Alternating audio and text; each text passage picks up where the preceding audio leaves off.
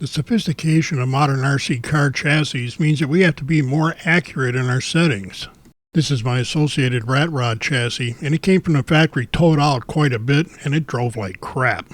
I dialed in some tow-in, and it drove a bunch better, but I knew I needed to be more accurate in doing this and making future changes. Having these turnbuckles on the car means we can make the very small changes needed to sneak up on a perfect setup. I couldn't find tools that would help me make those changes as accurate as I like, so we made some up. If we take the time to write this stuff down, we can always go back to where we were before making more changes. The drive wheels on most two-wheel drive chassis are towed in to help control the amount of acceleration available. While having the front wheels parallel to the chassis at their center point may be faster, a little bit of towing is a lot easier to drive. The perfect amount of towing is really what the driver feels most comfortable with, and that might change from track to track. Here again, being able to dial in exactly what you liked last time can be a big help.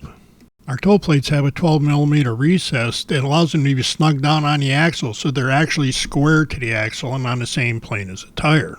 The flat surface of the tow plate is just a lot easier to measure from. The first thing we have to establish is that the front wheels are parallel to the chassis with the radio on and the trim centered. We include some clips with our tow plates to let you hang 3/8 square stock on the tow plates themselves so you can better see how parallel they are to the chassis.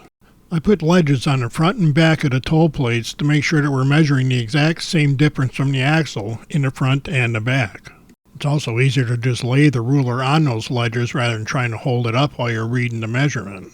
I put one edge of the ruler flush with the outside of the tow plate and then read from the outside of the tow plate on the other side. The actual number isn't nearly as important as knowing exactly how much of a change we've made. This is like the 9th battery I've had in this car, and I've just set the tow into an 1/8 inch in, and it drives a ton better. I need to start playing with shocks and springs and tires and stuff, but with the new tow-in setting, I'm able to get a better feel for the car and get myself a little better so I can better know what I want to change. You gotta remember that it's been a good 30 years since I was serious about driving RC cars, so it might take me a week or two to get used to this. Now with the car sort of going where I pointed, things are getting a lot easier, and that makes all the practice time a lot more fun.